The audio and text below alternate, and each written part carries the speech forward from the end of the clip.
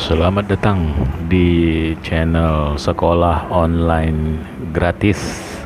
Hari ini kita akan membahas mengenai ilmu pengetahuan alam ya, untuk ke SMP atau Madrasah Tsanawiyah kelas 9. Jadi ini adalah pembelajaran berbasis STEM. Nah, coba kita lihat daftar isinya. Jadi materi yang dipelajari pada kelas 9 semester 1 ini ada, yang pertama adalah sistem reproduksi pada manusia. Yang kedua adalah sistem perkembangbiakan tumbuhan dan hewan. Dan yang ketiga adalah pewarisan sifat dalam pemuliaan dan kelangsungan hidup makhluk hidup. Dan keempat adalah listrik statis dan peranan dalam kehidupan. Dan kelima adalah listrik dinamis. Kemudian untuk semester 2-nya, materi yang akan kita pelajari adalah satu, kemagnetan dan pemanfaatannya dalam produk teknologi. Yang kedua adalah bioteknologi. Yang ketiga adalah partikel materi dan penggunaannya dalam kehidupan sehari-hari. Kemudian yang keempat adalah tanah dan keberlangsungan kehidupan. Dan kelima adalah teknologi ramah lingkungan.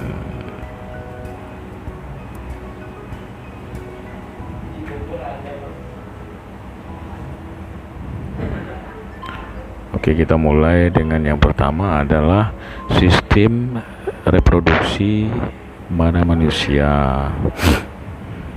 Jadi pada bab 1 ini, sistem reproduksi manusia, bagian yang dipelajari adalah yang pertama pembelahan sel, yang kedua adalah struktur dan fungsi sistem reproduksi manusia, dan yang ketiga adalah kesehatan organ reproduksi manusia. Nah, coba kita buka bagian yang pertama adalah pembelahan sel. Jadi pada pembelahan sel, jenis-jenis pembelahannya ada dua, yaitu mitosis dan meiosis. Ya, kita dapat lihat ini animasinya, pembelahan mitosis serta pembelahan meiosis. Lihat, kalau pembelahan mitosis ini sama ya, sedangkan meiosis ini berbeda. Coba kita lihat warnanya, ini ungu dan ini warnanya berbeda-beda. Oke, kita masuk ke jenis pembelahan yang pertama, yaitu mitosis ya.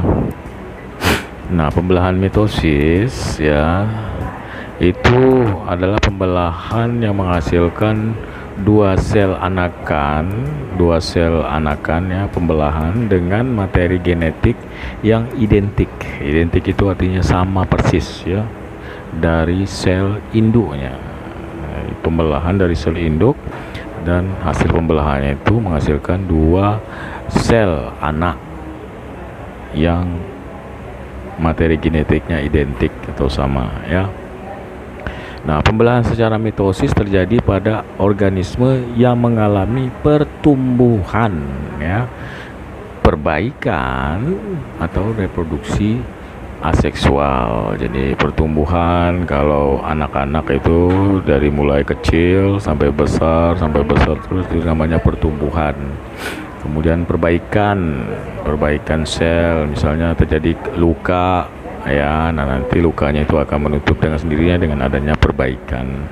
Atau reproduksi aseksual, yaitu berkembang biak tidak melewati seksual atau aseksual, tidak secara seksual ya, itu namanya aseksual. Ada beberapa makhluk hidup yang mereproduksi secara aseksual ya. Nah, jumlah kromosom sel anakan dalam pembelahan mitosis ini adalah 2N ya, yang disebut dengan diploid ya. Nah, siklus hidup sel dibagi menjadi dua fase, yaitu fase pertumbuhan atau disebut juga dengan interfase, dan fase pembelahan ya. Nah, itu tadi penjelasan mengenai pembelahan mitosis. Kemudian tahapan-tahapan pembelahan mitosis itu apa aja? Jadi ada beberapa tahap ya, ada interfase, profase, metafase, anafase, dilanjutkan yang terakhir adalah telofase. Nah, kita pertama buka dulu nih tahapan mitosis yang pertama. Pembelahan mitosis yang pertama adalah interfase. Apa itu interfase? Kita buka ya. Nah, interfase penjelasannya adalah tahap persiapan pada setiap sel yang akan melakukan pembelahan. Jadi sebelum melakukan pembelahan itu sel itu melakukan persiapan dulu ya. Nah, ini yang merupakan tahapan yang paling lama dalam siklus sel. Jadi dalam siklus ini ya yang terlama ya tahapannya. Kemudian terjadi proses metabolisme yang tidak berpengaruh pada perubahan morfologi sel ya, ada proses metabolisme. Nah, interfase sendiri ini terbagi menjadi 3 lagi fase yang disebut dengan G1 atau gap 1, fase sintesis atau S, dan fase G2 atau gap 2. Nah, ini kita lihat ya. Ini fase G1, ini fase sintesis, dan ini fase G2 ya. Jadi pada fase T1 ini terjadi pembentukan organel sel dan pertumbuhan sel. Nih lihat nih, jadi pertumbuhan ya. Dan pada fase pembentukan ini tadi pada pembentukannya fase G1. Kemudian pada fase S terjadi proses replika DNA ya. Ini DNA nya mulai bereplika ini ya, lihat. Ini fase namanya fase sintetis, replika DNA ya.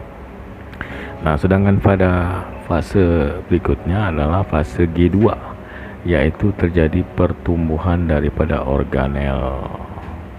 Nah, kita lihat di sini pada animasinya ini sudah mulai bertumbuh ya, organel-organelnya.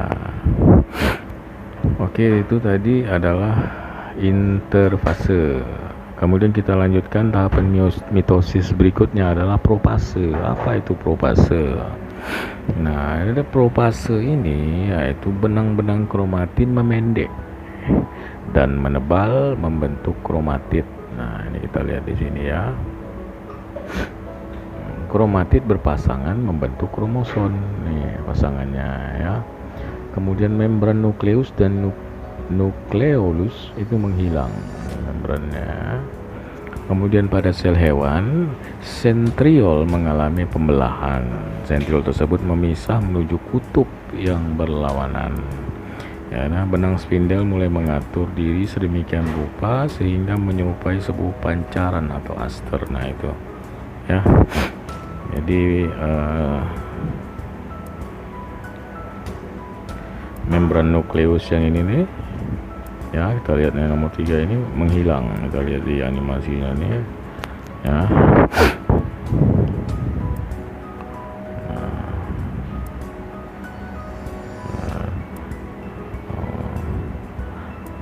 Nah, itu tadi adalah profase. Kita lanjutkan dengan fase berikutnya dari tahap mitosis adalah metafase. Apa itu metafase? Nah, metafase ini terbentuk benang spindel kromosom yang terlihat semakin jelas. Ya, benang-benang spindel kromosom semakin jelas. Kromosom berada di daerah ekuator sel. Nih, kromosomnya berada di ekuator ya. Setiap kromosom masih terdiri dari 2 kromatid yang terkait pada sentromernya. Ini ada 2 nih, lihat. Nih ya. Kromatidnya, ini sentromernya. Kemudian pada setiap sentromer ada 2 kinetokor yang masing-masing dikaitkan dengan benang spindel. Nah, ini ada kinetokor ya. Nah, itu adalah tahap fase pembelahan mitosis. Yang ketiga adalah metafase. Nah, setelah metafase adalah yang keempat, anafase. Nah, pada anafase ini benang-benang spindel memendek, ya, benang-benang spindel memendek. Ini benang-benangnya terus memendek. Kromatid menuju kutub yang berlawanan, sana ke kiri, yang satu ke kanan kromatidnya. Mulai terjadi sitokinesis. Nah, ini namanya sitokinesis. Oke, berikutnya yang fase yang terakhir adalah telofase. Apa itu telofase? Kromatid yang telah sampai di kutub yang berlawanan ini, kromatid telah sampai di kutub ujungnya, ini fase terakhir, telofase. Kemudian kromatid ini akan menipis dan memanjang menjadi kromatid. Nah, kumpulan kromatin akan membentuk anak inti ini. Ya, untuk anak inti terbentuk membran nukleus di luar anak inti. Ya, sitokinesis selesai dan terbentuk dua buah sel anakan. Ini sudah ada dua buah, ini pembelahannya jadi dua ya. Jadi kita lihat di sini ada kromatidnya sampai di kutub ya, berlawanannya ya, kromatid menipis dan memanjang menjadi kromatin. Nah, itu adalah fase yang terakhir dari fase pembelahan mitosis. Jadi kalian harus ingat fase-fase pembelahan tahapan mitosis itu apa aja. Ada interfase, profase, metafase, anafase, dan terakhir adalah telofase. Dan setiap dari fase-fase ini memiliki ciri-cirinya tersendiri atau fase yang yang terjadi berbeda-beda ya. Oke, itu tadi adalah penjelasan mengenai pembelahan mitosis. Nah, pembelahan yang pertama sudah kita bahas, mitosis tadi dengan beberapa fasenya. Kemudian kita lanjut dengan lawannya, yaitu pembelahan meiosis. Apa itu pembelahan meiosis? Coba kita buka. Nah, pembelahan meiosis penjelasannya adalah bahwa penjelasan meiosis menghasilkan sel anakan dengan jumlah kromosom setengah jumlah kromosom sel induk. Nah, jadi dua buah sel ini ya membelah ya dengan jumlah kromosom setengah dari jumlah kromosom sel itu ya.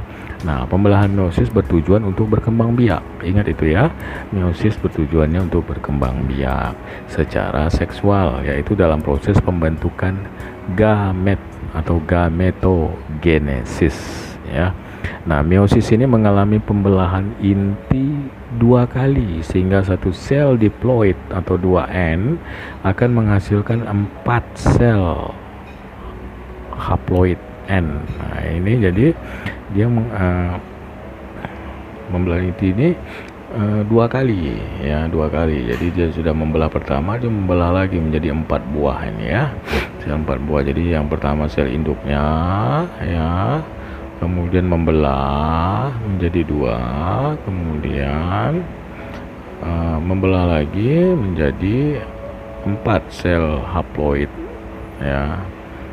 Nah, sebelum pembelahan meiosis terjadi, sel mengalami fase pertumbuhan juga sama seperti tadi, yaitu fase interfase seperti tahap pada pembelahan mitosis yang sudah kita bahas tadi, yaitu interfase. Oke, pembelahan meiosis ini dibagi menjadi dua, ada meiosis 1, ada meiosis 2. Kemudian meiosis 1 ada profase 1, metafase 1, anafase 1, dan telofase 1.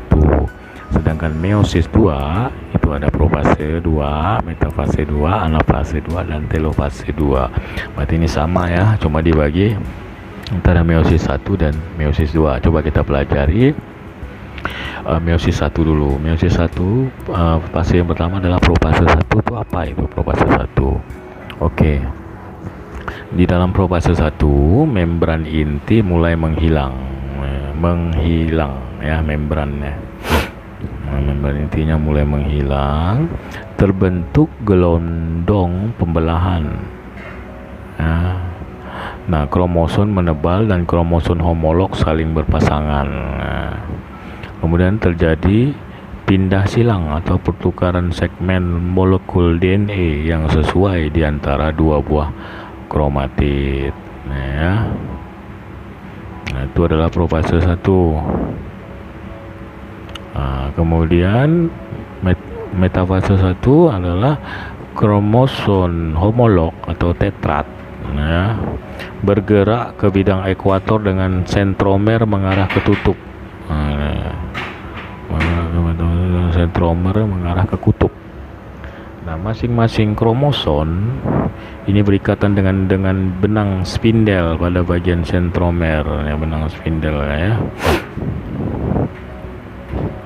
Nah, kemudian fase yang ketiga anafase. Anafase 1.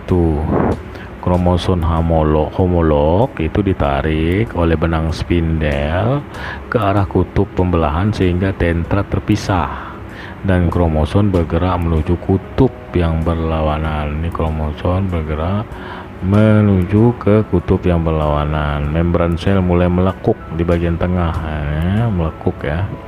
Nah, tujuan anafase 1 yaitu membagi isi kromosom diploid menjadi haploid. Nah, jadi yang diploid tadi menjadi haploid. Nah, lanjut yang berikutnya adalah telofase 1. Nah, retikulum endoplasma membentuk membran inti sekitar kelompok kromosom pada kutub pembelahan.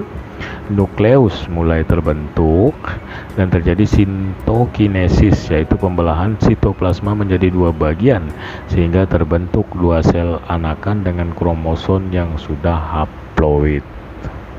Oke, kita lanjut ke profase 2 ya. Jadi tadi itu kita lihat meiosis ini ada meiosis 1, ada meiosis 2. Ini meiosis 1 sudah kita bahas tadi sampai ke telofase 1. Nah, sekarang meiosis 2 yaitu profase 2. Nah, profase 2 membran nukleus dan nukleolus mulai menghilang kembali. Sentrosom membelah dan sepasang sentriol memisah menuju kutub-kutub yang berlawanan. Di antara keduanya muncul benang spindel yang memancar dari ketua sentriol. Nah, ini ada benang spindel ya. Ini dia muncul ya, benang-benang spindel ini memancar. Kita lihat nih di animasinya dari kedua sentriol tadi ya. Nah, waktu ini lebih singkat dibandingkan tahap yang lainnya. Nah, kemudian setelah metafase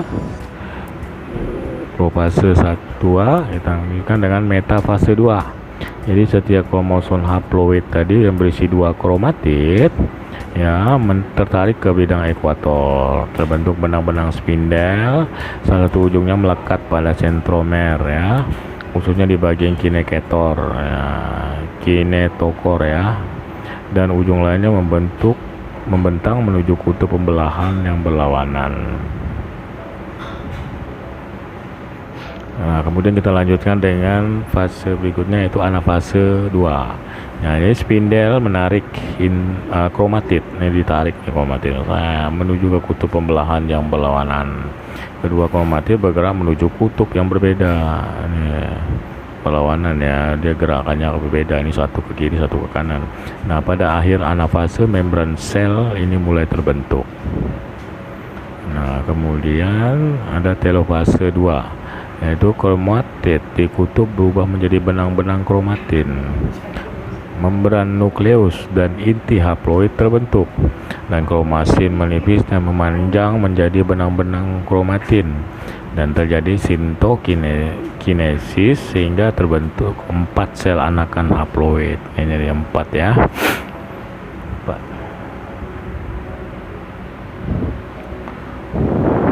Oke, itu tadi pembahasan mengenai sistem reproduksi manusia, yaitu masuk ke bagian pembelahan sel. Jadi kalian harus ingat pembelahan sel ini terjadi jenis-jenis apa saja ya, tiap-tiap fase-fasenya apa saja, ciri-cirinya apa aja ya. Nah, kita lanjut ke dalam bagian B, yaitu struktur dan fungsi sistem reproduksi manusia. Oke. Nah, struktur dan fungsi sistem reproduksi manusia ini kita lihat ada tiga hal yang mesti kita pelajari ya. Pertama adalah organ reproduksi yang laki-laki, kemudian organ reproduksi yang perempuan. Kita lihat laki-laki sama perempuan beda ya. Dan kemudian yang ketiga adalah proses yang berlangsung di dalam organ reproduksi laki-laki maupun perempuan, ini proses apa aja, dan prosesnya juga pasti berbeda. Oke, lanjut. Kita mulai dengan organ reproduksi pada laki-laki dulu. Jadi organ reproduksi pada laki-laki ya, kalian lihat ini gambarnya seperti ini. Ada beberapa artinya item-item yang ada di dalam organ yang namanya organ reproduksi laki-laki. Itu adalah ada yang disebut penis, yang biasa itu pasti tahu semua. Kemudian ada yang di depannya itu ada gland penis. Kemudian ada di depannya lagi adalah prepuce. Kemudian saluran ini disebut dengan, yang mengeluarkan air kencing ini disebut dengan uretra. Nah, ini bagian telurnya disebut testis. Kemudian ada bagian di luarnya, kulit luar itu disebut skrotum. Kemudian di bagian dalamnya ada epididymis. Kemudian ini ada namanya ductus deferens. Kemudian anus masih juga bagian organ reproduksi laki-laki. Ada bulboretal gland ya. Kemudian makin ke dalam ini ada bagian namanya prostat gland. Nah, ini adalah rektum ya. Kemudian ejaculatory duct, yang dalam lagi sebenarnya seminal vesicle ya. Kemudian ini ureter dan urine bladder ya. Kemudian kita lanjut di bagian yang kecil ini tadi ya. Di bagian testis ini ada lobulus, kemudian vas efferens, ada tubulus seminiferus, kemudian ada epididymis ya. Epididymis ini kita besarkan ini. Kemudian vas deferens vas deferens.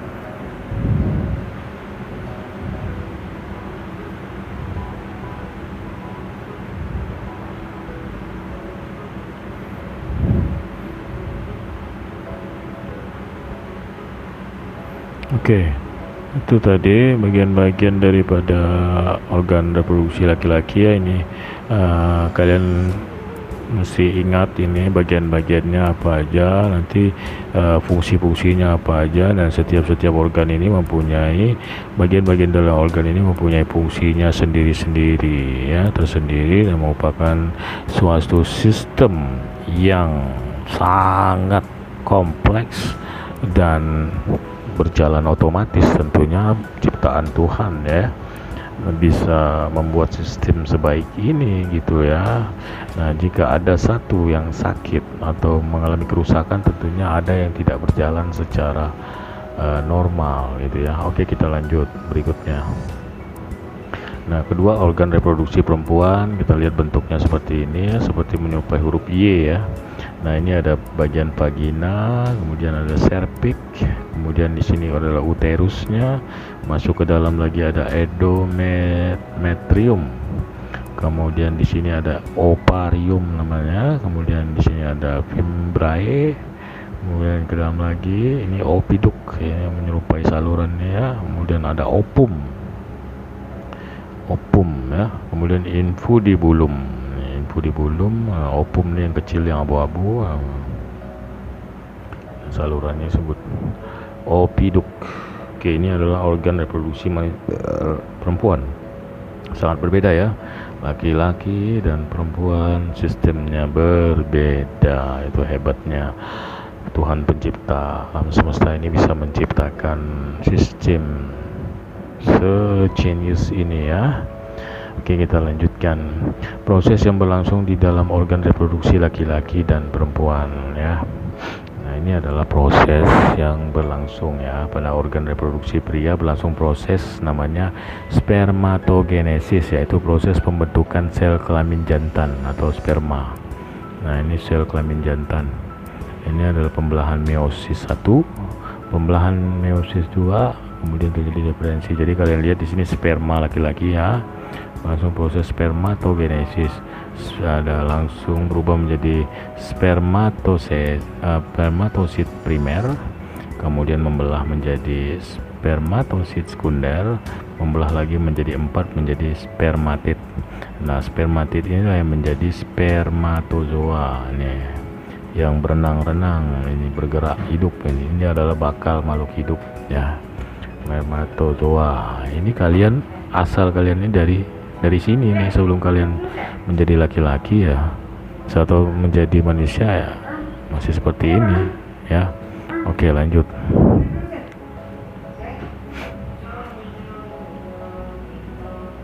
Itu namanya adalah spermatogenesis ya, spermatogenesis. Oke, ini kita lanjut, namanya istilahnya adalah oogenesis ya. Ini adalah pada organ reproduksi wanita berlangsung peristiwa yang namanya oogenesis, yaitu proses pembentukan sel telur atau ovum ya. Ini namanya adalah proses oogenesis ya. Itu ini untuk yang terjadi pada perempuan. Jadi ada oogorium, kemudian menjadi berubah menjadi oocyte primer, kemudian berubah menjadi oocyte sekunder, kemudian membelah menjadi 4 lagi menjadi badan kutub sekunder. Nah, salah satu ini akan menjadi ovum atau sel telur yang siap untuk dibuahi oleh oleh sperma yang dihasilkan oleh sel laki-laki tadi ya. Nah, ini akan siap dibuahi ovum. Ini proses terjadi di organ reproduksi perempuan. Oke, lanjut. Proses yang berlangsung di dalam organ reproduksi laki-laki dan perempuan kita pelajari adalah menstruasi. Apa itu menstruasi? Seorang wanita dewasa setiap bulan melepaskan 1 sel telur matang dari salah satu ovariumnya. Jadi setiap bulan itu ovarium yang matang itu dilepas oleh seorang wanita.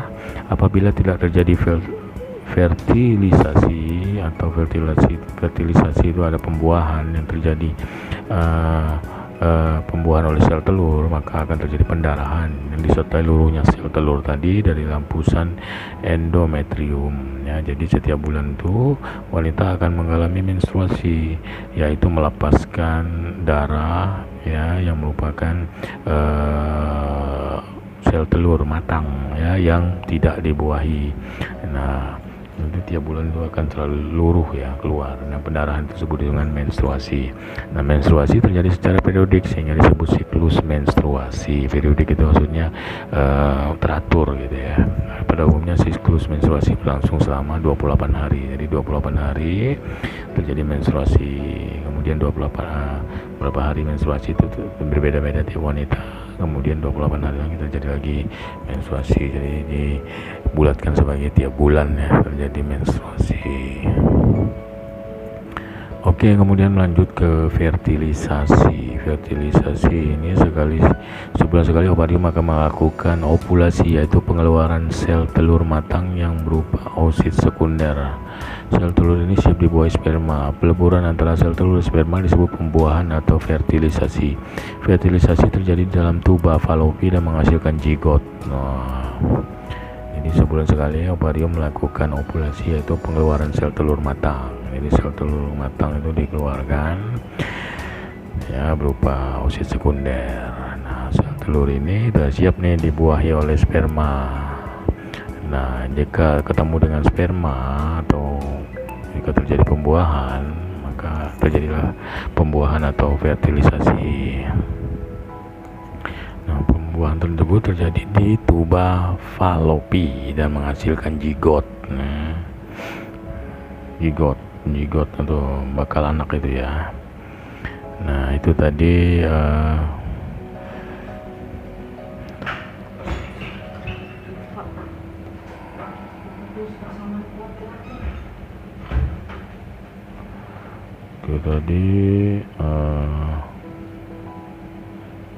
kita lanjut nih, kesehatan organ reproduksi manusia. Penyakit pada sistem reproduksi manusia itu ada keputihan, gonore, sifilis ya, kemudian AIDS, herpes genital, prostatitis, epididimis ya.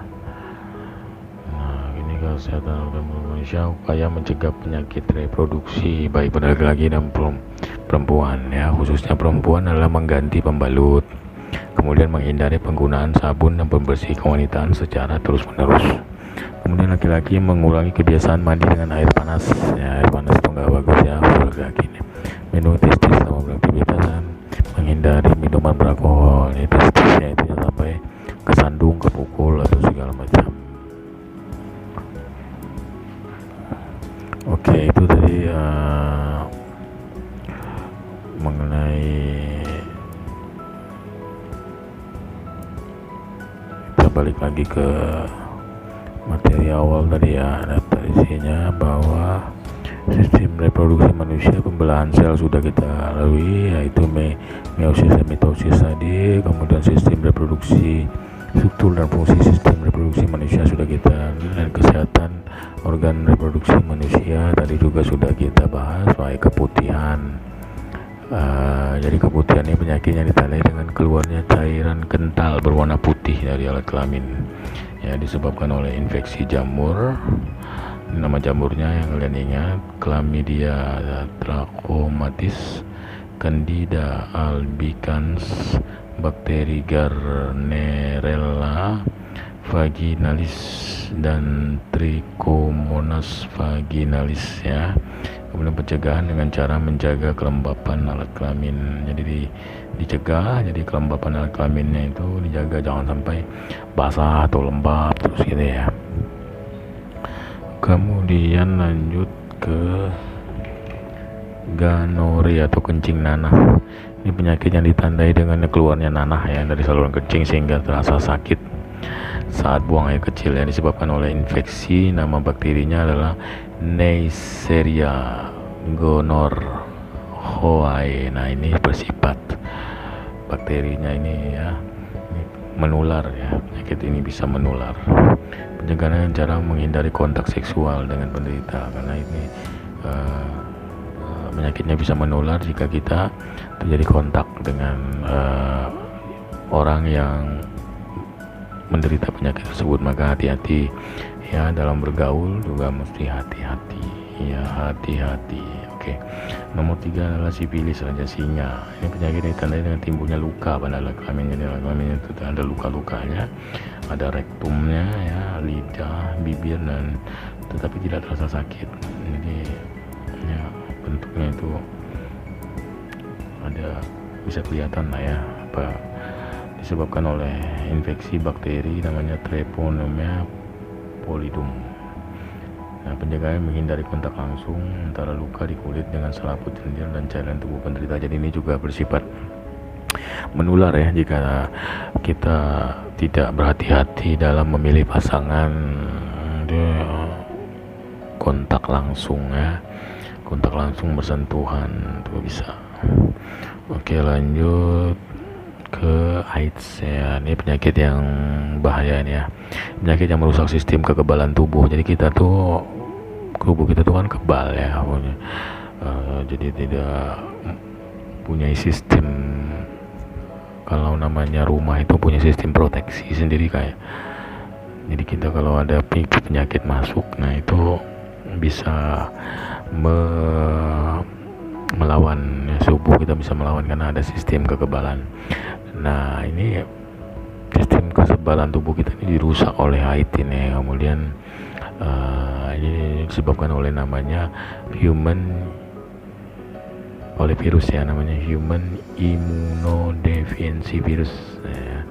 Nah, pencegahannya tidak menggunakan jarum suntik, itu tidak bagi ya, jarum suntik yang berganti-ganti ya, nggak dicuci, nggak dibersihin, nggak disterilin, virusnya nggak dimatiin dulu secara bersamaan ya, dan menghindari kontak. Yang paling penting adalah kontak seksual dengan penderita ya.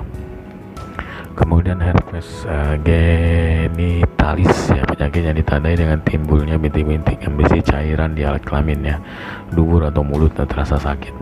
Disebabkan virusnya itu adalah virus herpes simplex tipe 2. Pencegahannya dengan sama, ini menular dan menghindari kontak seksual dengan penderita herpes genitalis ya. Kemudian prostatitis ya, penyakit yang ditandai dengan adanya inflamasi pada kelenjar prostat disebabkan oleh infeksi bakteri Escherichia coli dan non bakteri. Pencegahan dengan mengurangi aktivitas yang menyebabkan iritasi pada prostat seperti duduk pada waktu yang lama, itu prostatitis. Kemudian epididymitis ya, penyakit ditambah dengan peradangan pada epididymis disebabkan oleh iritasi zat kimia, komplikasi prostatektomi, bakteri coliform, dan infeksi klamidial. Pencegahannya dengan menghindari bergonta-ganti pasangan secara seksual. Nah, upaya untuk mencegah penyakit reproduksi pada laki-laki perempuan: mengganti pembalut sesering mungkin saat sedang menstruasi, 2-3 jam sekali diganti. Kemudian hindari menggunakan sabun pembersih wanita secara terus-menerus ya kan.